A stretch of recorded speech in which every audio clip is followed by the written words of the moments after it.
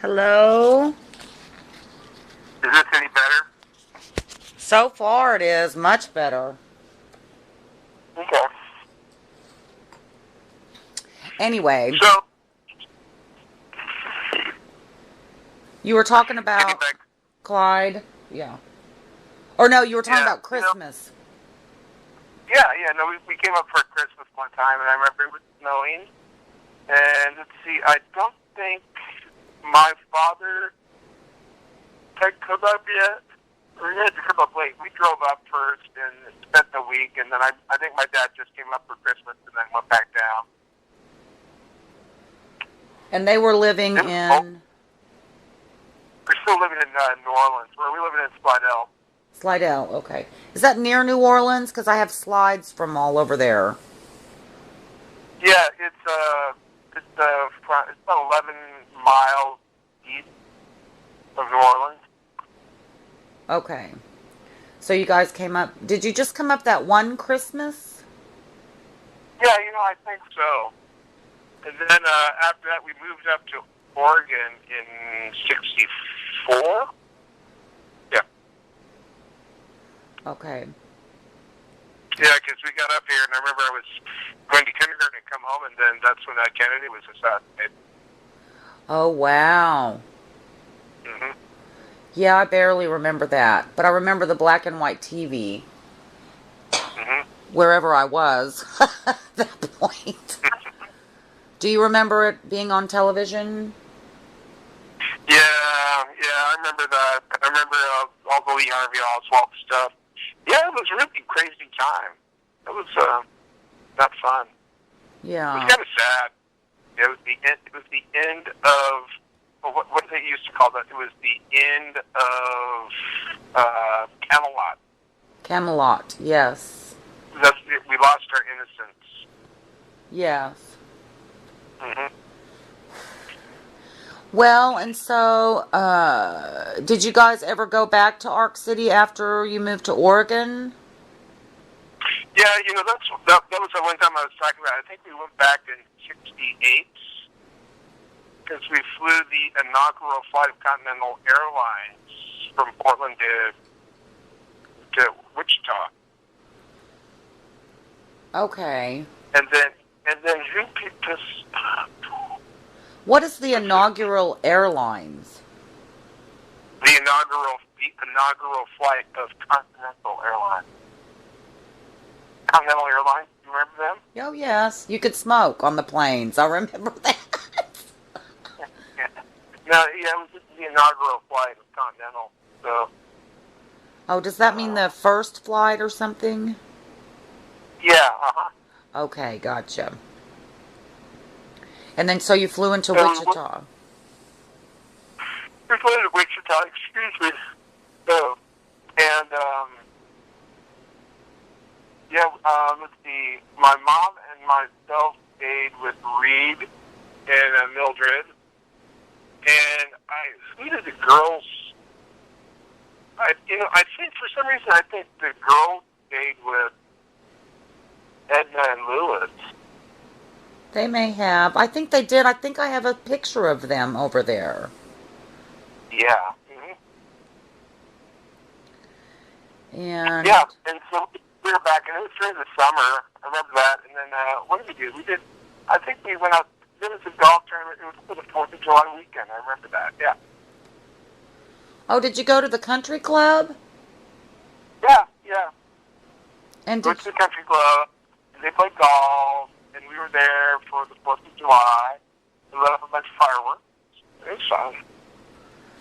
yeah, they used to take us out, not on a green, but out on the golf course somewhere. Didn't they set up a place out there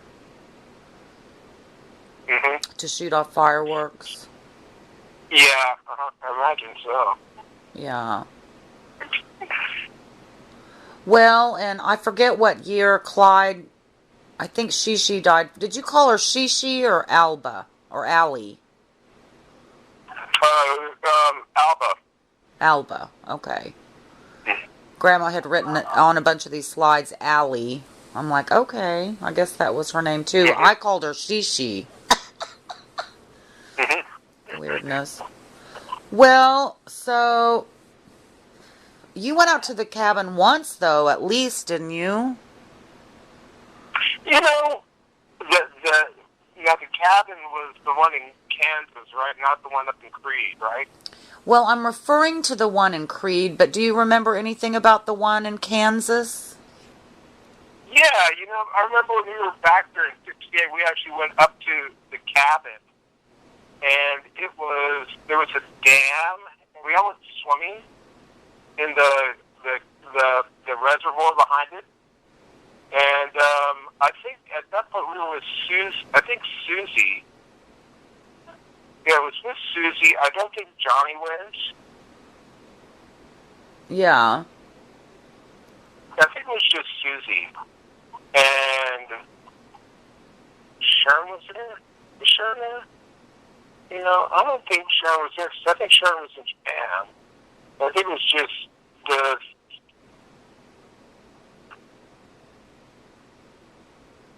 You just went swimming? Yeah, I don't think Sharon was there. I just think it was Jane, Andrea, and myself.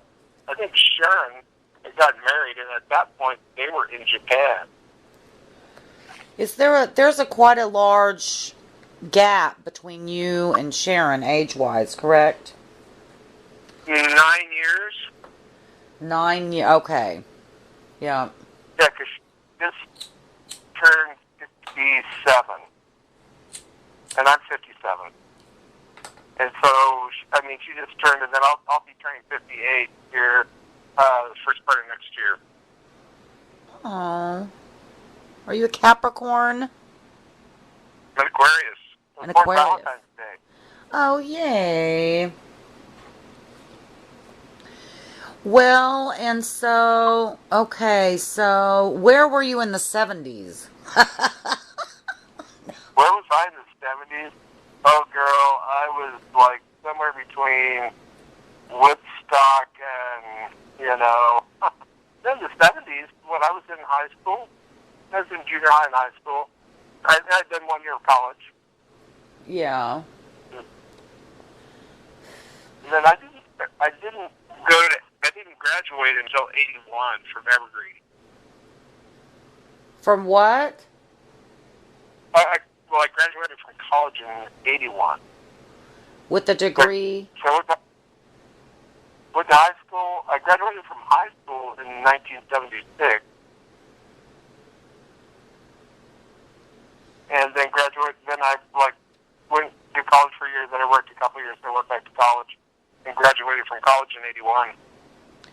And what was your degree in? Media production, arts management, and smoking weed. Yeah, but graduated. I did too. I quit. Yeah, No, I got a degree in smoking weed as well. I know. Well, it's legal up here now, girl. Move up here. We don't fucked up. Yeah. Well, when I went to school, I actually quit smoking. So I was just a notorious coffee drinker and a beer drinker. there you go. Yeah, I don't smoke that much pot anymore, Drew. Maybe every once in a great while. Makes me paranoid. You know what I do is that I make cookies, and then I'll eat like a little piece of a cookie every once in a while. But I mean, now that it's legal up here, there's people who make candy and they make cookies. They make like rock candy. They make like all kinds of candy. It's just like it's insane. Wow. You can go to these commissaries and you can get like spree tarts, or you can get chocolate, or you can get caramel. And it's funny. It's all really good too. How long has it been legal in Oregon? Oh my God! It actually just it's been legal for a while, but they actually just opened up the commissary last Thursday. Oh, wow. And Kirk last night, Kirk and I were walking over to this really nice little barbecue place to have dinner, and as we were walking down the street, there were two older couples walking towards us. They were easily in their 60s, and between us there were three kids sitting sitting like right out on this bench. And they were smoking a joint. You know? So Kirk and I walked by. I was like, wow, that's kind of stinky weed, you know. And I could only imagine what this older couple was thinking, you know. yes. But you just see, people. It's just they just do what they do. It's legal now, so it's really it's you know it was, I remember having the same feeling when I was in Amsterdam and in Copenhagen. It was just like, oh, these people are smoking weed out in public. Oh, that's right, it's legal. Okay. I know 2 years ago when I went to Colorado and we were climbing the mountain and nobody was there, but I was filming with my video camera and the guy lit up a joint and I'm like, oh, I better not film it. And they're like, Holly, it's legal. It's fine. Yeah. Yeah. Okay. Well, Drew, can I ask you? I'm going to ask you the question. And, I mean, is it okay if I mention that you are gay, or would you rather that be not mentioned? I don't really know if it's anyone's business, but I mean, I don't really care. But I also think that that it's kind of like a non sequitur at this point. It's just kind of like, you know. Well, my only intention behind that would be I'm doing this for the younger generations of the family. Okay, so Yeah. I'm sure that somewhere in the genetic line down the road there will be another gay child. You know what I'm saying? If there isn't already. And I just want them to be okay with that. How do you feel Well, about you know what? And this is my point: is that it's already okay.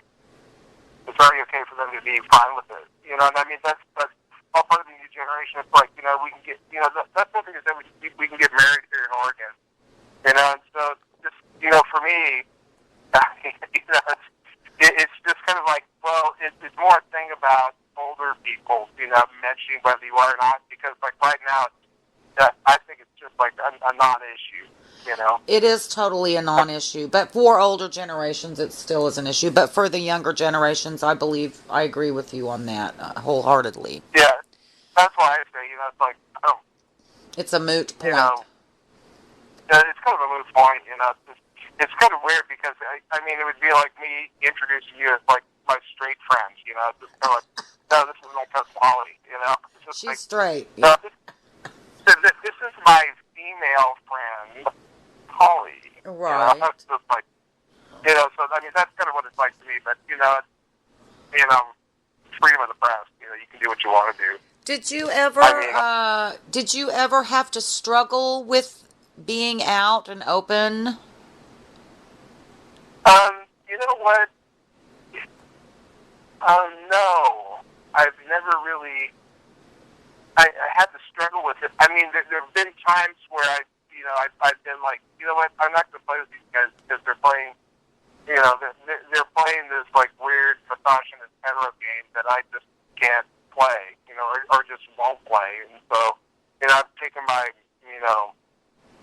I've picked up my toys and played elsewhere, But, I mean, I've worked with a lot of organized religion, and I've worked with people who financed a lot of the hate campaigns against gay people, and when they found out I'm gay, they're kind of surprised, and they like me, And Yeah. it's been one of those things where I didn't get fired, but at the same time they were okay with it. And so I think, I think that's the way it should be. It's not like I have to like have a big billboard and someday I'm gay, and it's like important for everybody to know that. It's not what it's about. It's more about me, the job I do, and the fact that maybe I have a boyfriend, or maybe I have a girlfriend, or maybe I just don't have any friends. But it's never really been an issue. And I mean, seriously, I mean, I've had a couple of, there was a Measuring 9 campaign here years ago, 10, 12 years ago, sponsored by one of the wealthier, older money people that are actually, made their money in textiles and importing slaves back in the day. And I was working for the guy at this down then, and they hired a guy that had he was starting a record label, and so I was kind of like his right-hand guy, working out the talent, doing, auditions, and I'd done a couple records for him, and they had a producer that had been doing Sandy Patty's records, and when they found out he was gay, they fired him. And then that's why I just said, you know what, Bob? Here's the deal. I'm gay too. They're gonna fire me? And he's like, no, I like you a lot. I think you're a really nice guy. You're fine. I was like, okay, great. But just know that I'm out. Yeah. And that's all it took, you know, and then we're fine with it. But, Yeah. you know, and I also think that, you know, it's just a really odd situation to put people in when you like, well, it's a prejudice, you know, so it's like, how do you deal with that? You know, you can deal with it through violent protest, or you can just, you know, actually try to, you know, take the higher road and set the example. You know, I think that's the best way to go. You know, at least for me. I mean, I participate in gay pride, you know, up here. And I think it's just kind of fun. But, you know, on the other hand, it's just kind of like, you know, I always roll my eyes when I get involved with it because it's like, oh my God, some of these people are just a little bit much for me. But, you know, it's no different with the straight people. You know, it's like that some of these people just go, oh my God, you know. Suburbia with their like 8 kids in their Suburban going to the mall with all their sugars, soda pop, and kids freaking out and everything else. Yes. I agree. There's fanatics in every area, it seems like. Yeah, well, everybody's just a human, and we should all just be treated as humans, whether you're gay or straight or transgender or black or white or red or yellow or whatever. There was, you know, it's really funny. I remember that there was a point where, was it Elizabeth? Maybe it was Elizabeth. She said something to my mother in front of me that was a little, she was like dating. She was dating me to say something to her. And I mean, it was right around when Aunt Mimi was dying. And I remember my mother said something, you know, she said something to Elizabeth to the effect of like, you know, it really doesn't matter. We're all family. We should love each other. You know, and I was just, you know, it was like one of those things where I was like, I'm so proud of my mom right now. Aww. Like, that was so sweet. That's But so. then it made me realize that there was some bad blood in our family. There was certain elements of their family that did not get along, you know, and it kind of made me sad that was the case, you know. But, you know, I mean, people are people, you know.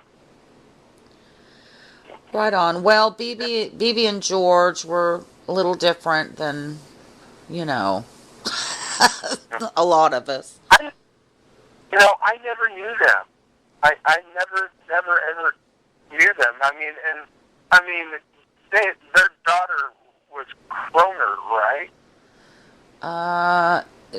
Well, their son was George Croner, and then Cynthia.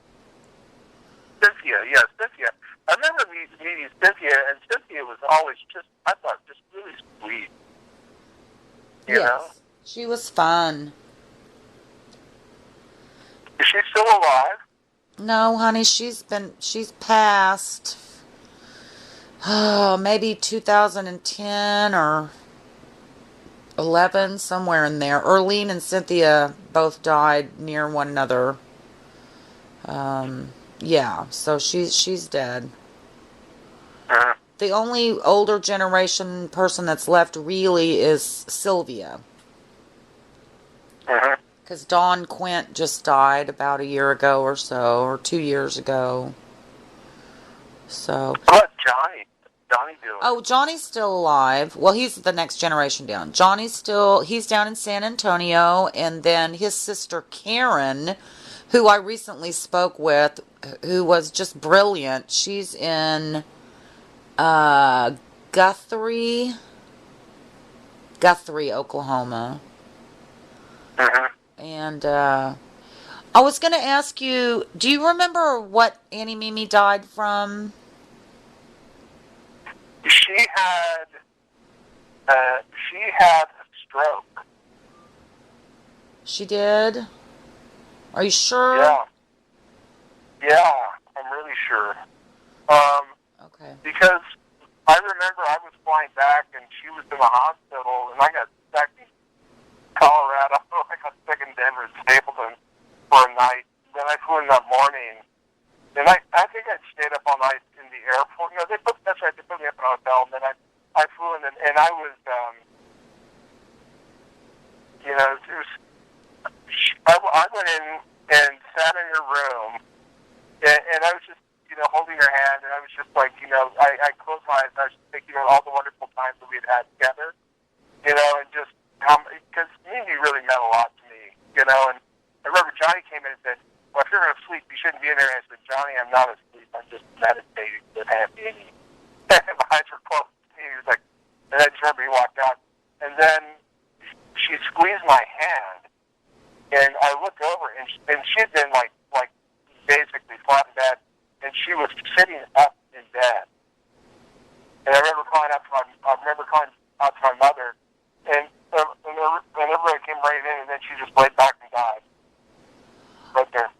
Oh, wow. And, I think that's a phenomenon that happens sometimes where they sit up like that. But she squeezed your hand? Yeah, she squeezed my hand and sat up. She squeezed my hand, and that's what, like that. I was just, you know, I wasn't even sleeping. I was just sitting there thinking about myself. I just like opened up my eyes, looked, and she was sitting there, and she was just like, you know, she was looking at something, you know, straight ahead into space. And that's why I called my mom. And I think that's why I remember going, Mom, and I went, Celia. Yeah. Everybody was a mom there, you know. Aww. And yeah, it was pretty amazing.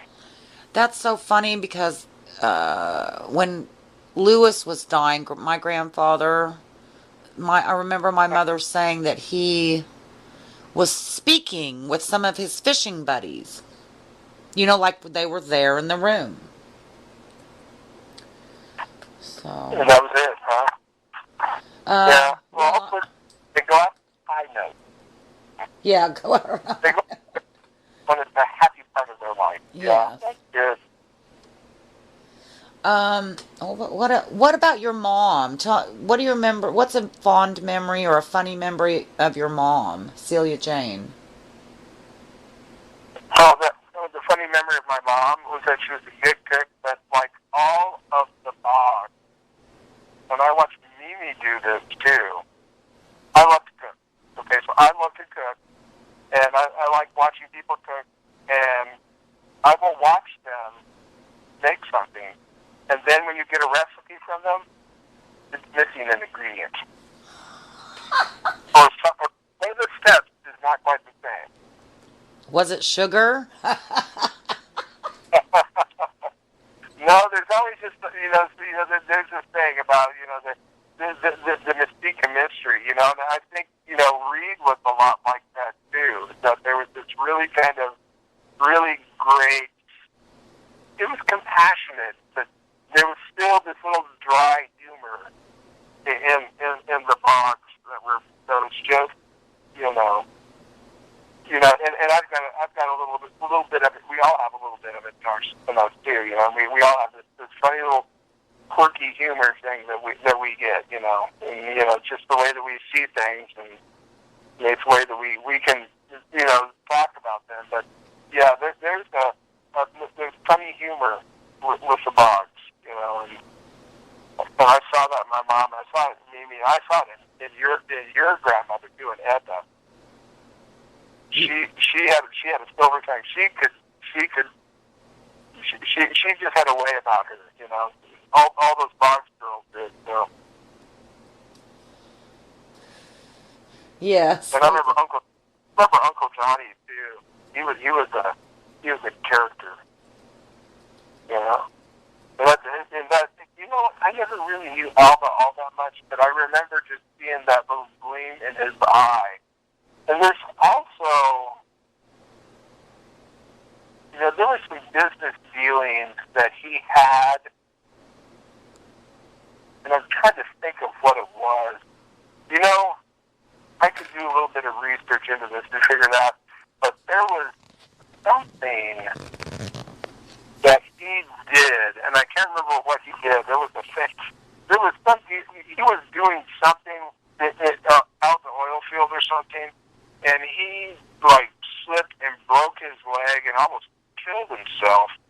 And one of the shareholders in the in this venture that they had going on kind of reeled him in and said, you know what? We really appreciate that you're honorary and that you can get out there in the field and you can, tie off a well and in a blizzard. You're going to do a flop. You're not going to do us any good if you're dead. So why don't you just stay in your office?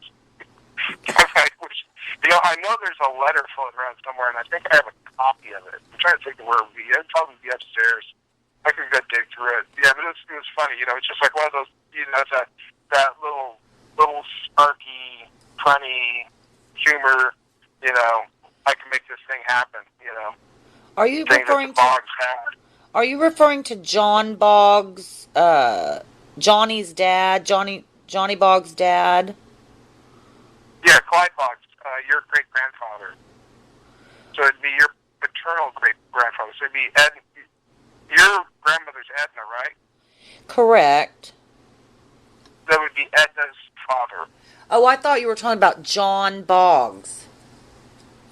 No, well, I was for a second. I was talking about John Boggs being, spunky like that, too. He had that funny thing. But then I started talking about Clyde, so... Okay, gotcha. Oh, I wish you could find that letter. I would love a copy of it. Yeah, so Clyde was like the oil guy. I never knew what Johnny did. What did Johnny do? Did he have... Something... Well, are you... Okay, so there's Clyde, and then there's John Boggs, and then there's Johnny Boggs, his son. But John and Arda... Yeah, John and Arda. So it'd be Edna's brother. Correct. I don't know. I think he might have been doing something with airplanes. I've talked to so many people. Because I think I asked somebody, maybe Karen, I said, what did your dad do? He didn't go into the oil business, or he did for a minute and he didn't like it, and so Clyde bought him an airplane or something. I forget. I have to review. Yeah, I'm kind of curious about that. Mm-hmm. And I know that Karen or Johnny said that he flew somewhere and met Arda, and then they got married really quickly and moved, and he brought her on back to Ark City, and there she was. And all the sisters were sitting around kind of looking at her.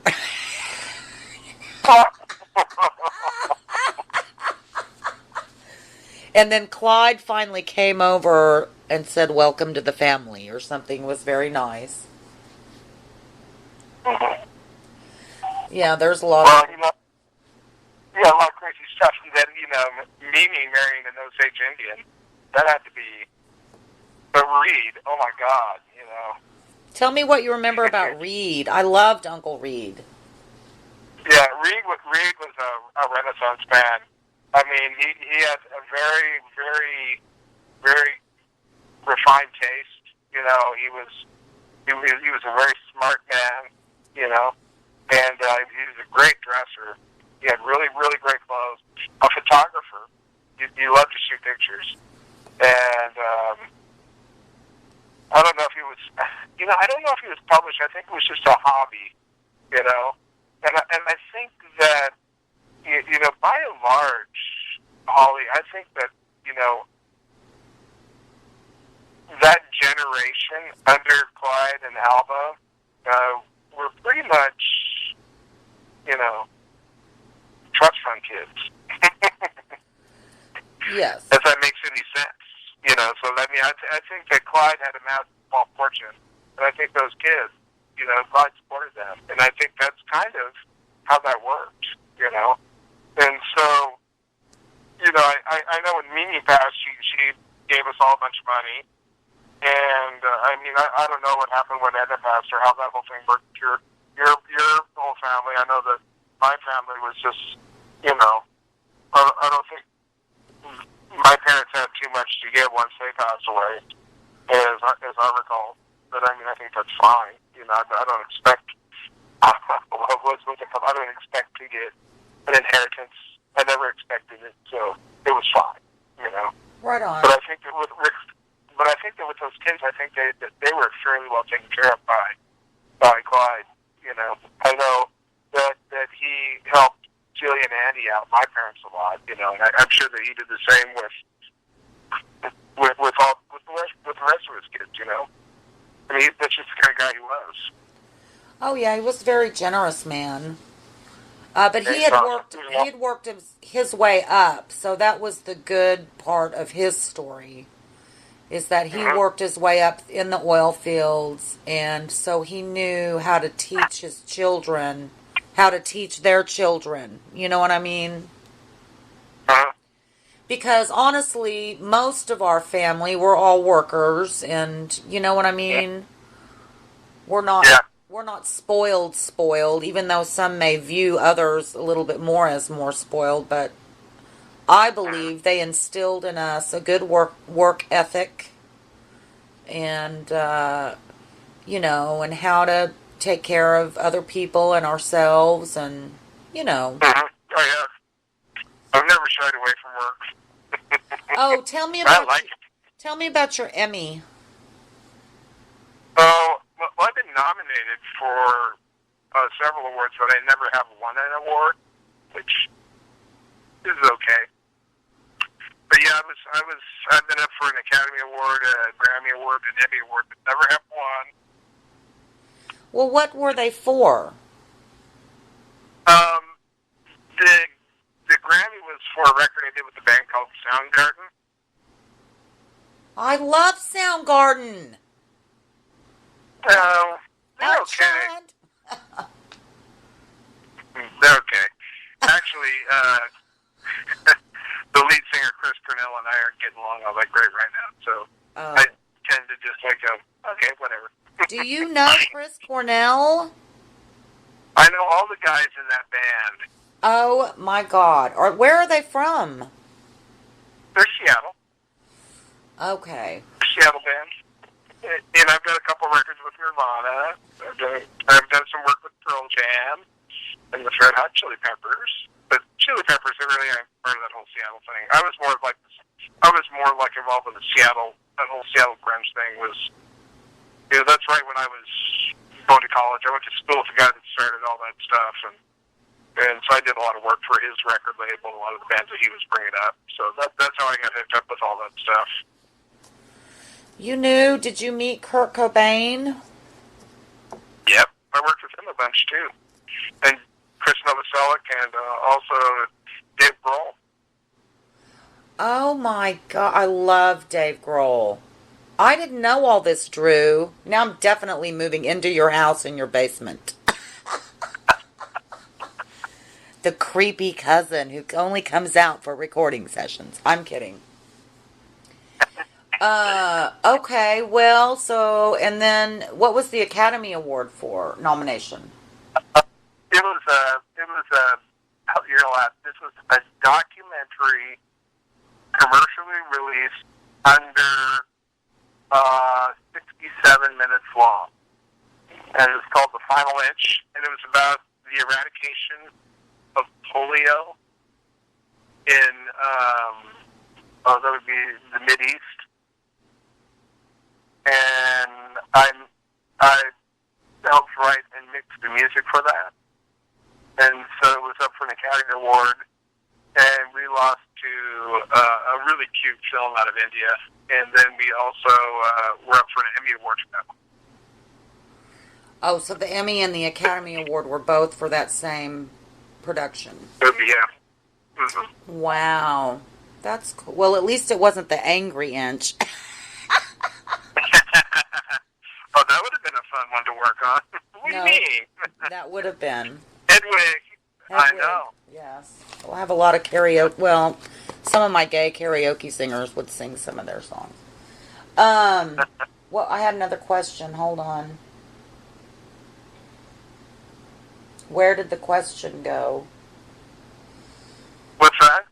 Oh, I had a question in my head, and it just flew out of my head. Well, it doesn't matter. Well, and what about Jane? Where is she? What's up with her? Can I get a hold of her, Um, do you think, for this? yeah.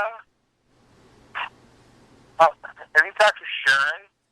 I've talked to Sharon twice, actually. Was she pretty helpful? She was lovely and knew some wonderful stories.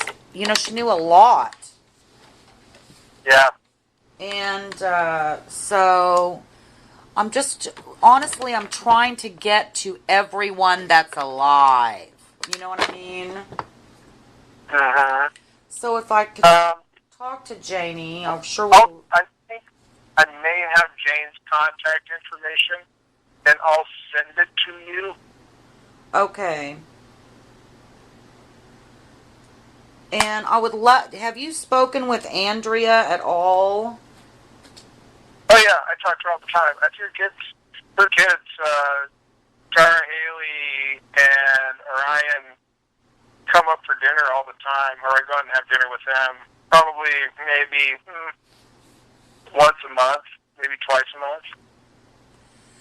Okay, can Because they're both, actually, because Tara's working out at Nike now, and so, I mean, when I work out there, I don't see her, but, and Haley has her chiropractic clinic in Dundee, so I drive out and see her probably once a month.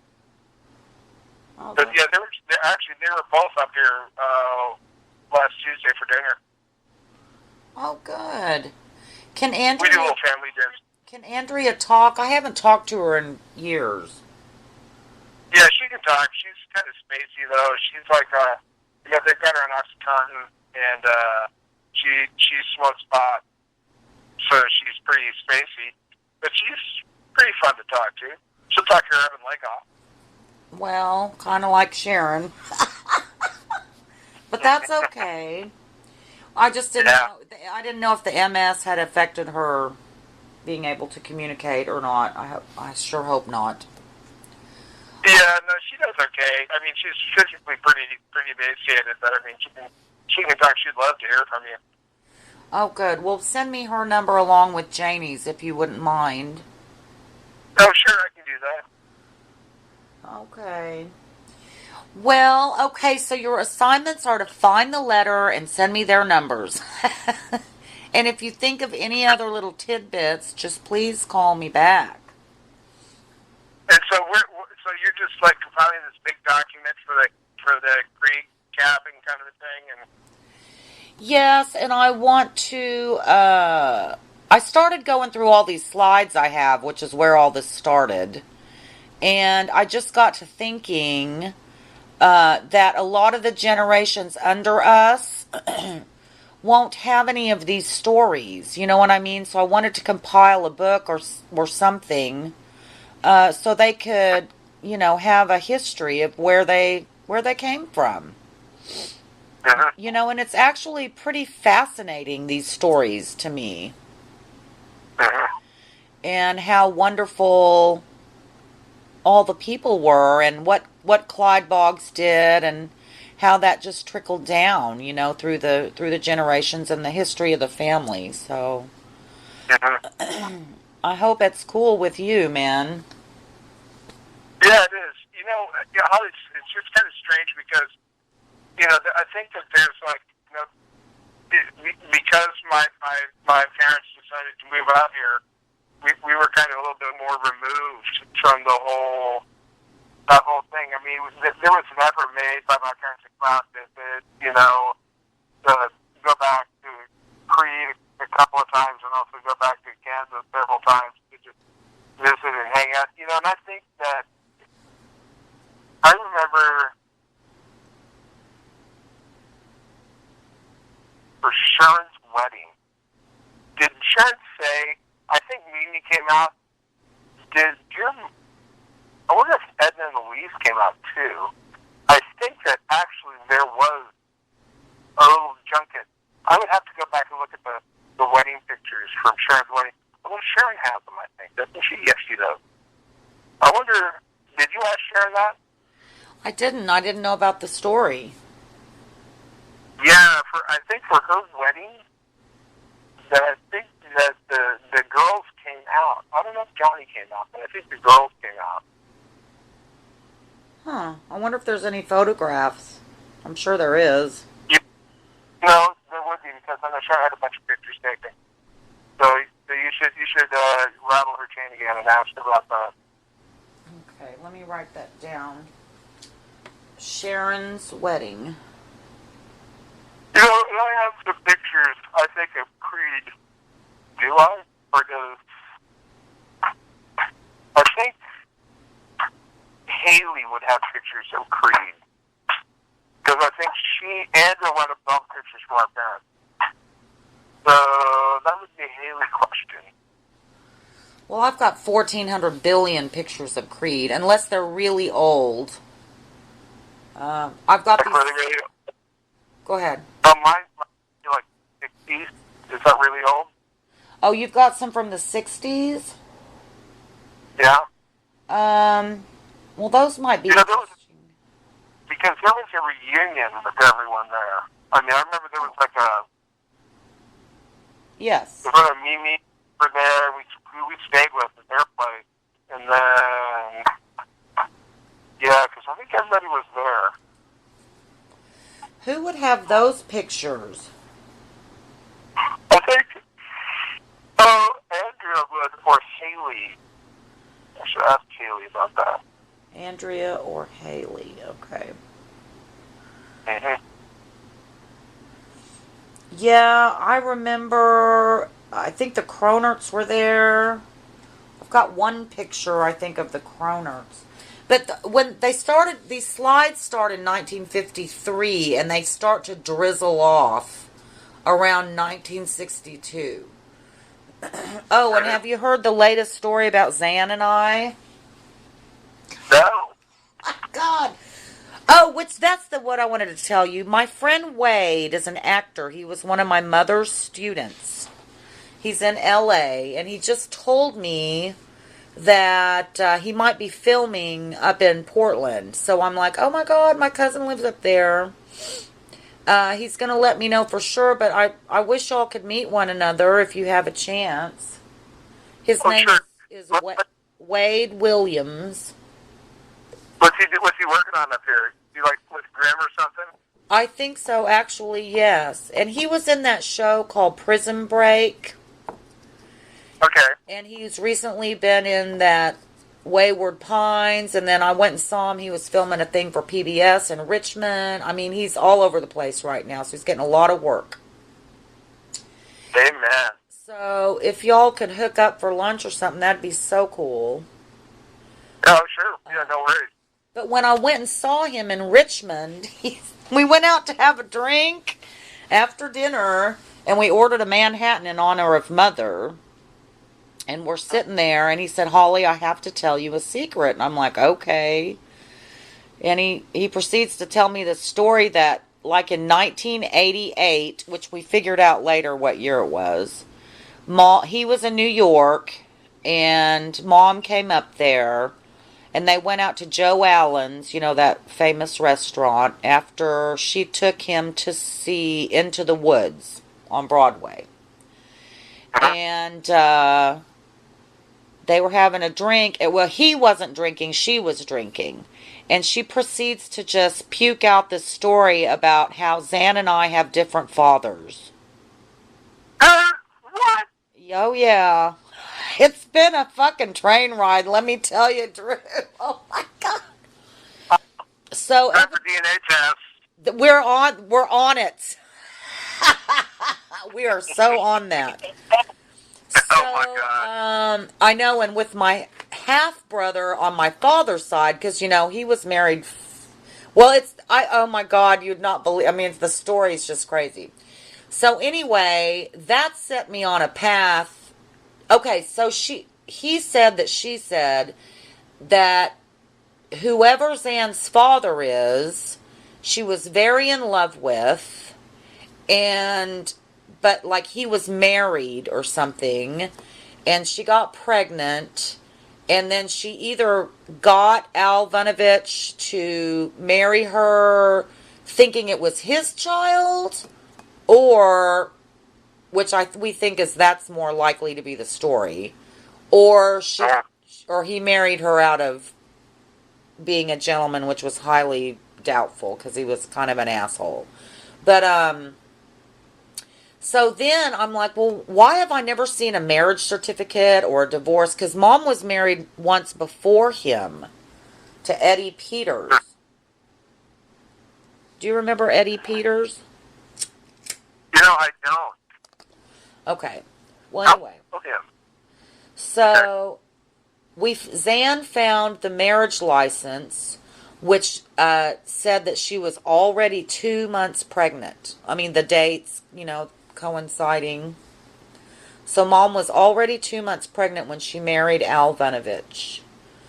So we're going to do a DNA test with me and her and our half brother, or I don't even know who my father is at this point, Drew, to be honest with you. But we're going to do a DNA test to see who's related or not. You know what I mean? Well, can you find your father's DNA? I mean, well, that's why I've got a half brother. Yeah. Okay. So then, at that point, then you can tell. Okay. So it will either confirm or eliminate. Like, if my half brother and I are half siblings, it'll confirm that or eliminate that. And then if my half brother and Zan are siblings, it'll confirm or eliminate that. You know what I'm saying? Because Zan and I know we're from the same mother. So, and all these stories, oh my God, I've been talking, my mother got around.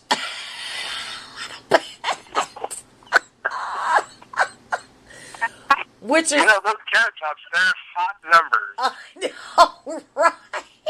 They are.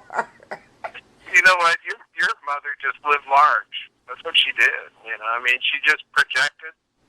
She could project. She had that. She had that spark. That could make it happen. And that's a beautiful thing.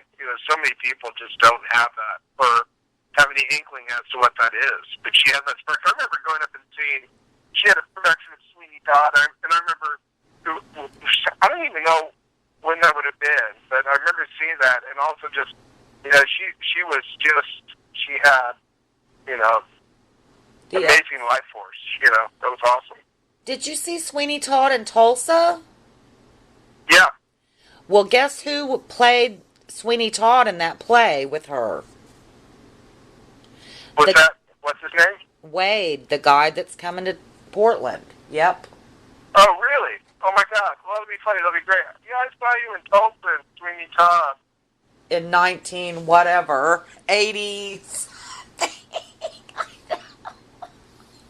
I know. That would have been 80 what? Because that's when Mimi died. Oh, wow. Was it really? I think it was. It was around there sometime, yeah. Like you went over to Ark City and you came over to Tulsa? Yeah. Wow. Mm-hmm. I believe I saw Sweeney Todd. I must have been there, Drew.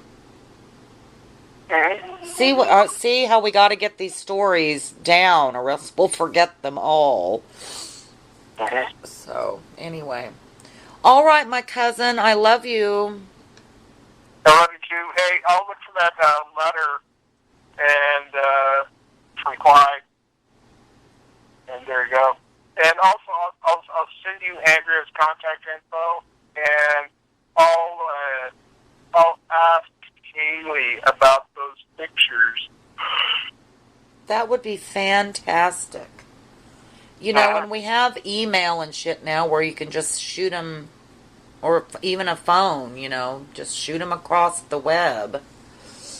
So. Yeah, what I'll do is I'll send you a text message that has Andrew's contact info in it, and you can just open it up and add it to your calendar, add it to your phone book on your phone. Okay. and that picture I can I can shoot a JPEG of it or send you a PDF of it. I'll just scan it, send you a file. That'd be fantastic. And don't forget about Janie, okay? I really would like to speak with her. Okay, Jane. Yeah, you know what? I think she is up in. I don't know if she's still up there, but I think she's still in San Juan's on a boat. She and her girlfriend bought a yacht, a little sailboat, and they've been up there cruising around the San Juan. Oh, that's sweet. I thought she was in Colorado for some reason. I mean, is that where she lives? Well, yeah, that's where her daughter Michelle lives, but I'm not sure if they're. I think they're still down there. I don't know. That would be a good question. You know, Michelle's on space, but maybe I'll send her a message. Hey, where's Jane? Yeah, where's your mother? Cousin. Where's your mama? Her cousin wants to talk to her. That would be fabulous. Well, I've given you a lot to do. I'm sorry. You are such a taskmaster. Well, You evil woman. I know I'm evil. I'll be in your basement soon. I'm kidding. If you ever get to work with Hart, you better call my ass. I'm on a plane. If I ever get to work with who? Hart, Ann and Nancy. Hart? Yeah. Ann and Nancy? I can I'll come up and run, a fake computer on the side with Audacity on it. Oh, I got this. No. No, I'll never see that, but yeah, no. Did you see that little tribute they did to Led Zeppelin? Well, I've heard them sing Led Zeppelin since the 70s, but I didn't know they did a tribute. I saw them they got, yeah, it's like they inducted, John Paul Jones and Robert Plant and Jimmy Page into, they got like some presidential honor or something. Yes, and so Hart did Stairway to Heaven with a big gospel choir. It was very moving. Yeah, I saw that. That was a few years back. Wasn't it, Drew? Yeah, I think it was. Yeah, I believe I saw that. It was fantastic. Yeah. I remember seeing her do rock and roll live in Tulsa. Because I went to every one of their concerts by myself. I didn't care if anybody else was going. Woohoo! Anyway, okay, Drew. Well, I'm sorry to keep you up so late, honey. Thank you so much for all your stories. I really appreciate them. Okay. Well, I hope I helped. You did. I love you tons and bunches, and you guys have a good night, okay? All right. You have a nice evening. All right. Bye. Bye. Drew, he's so well spoken. What a brilliant guy.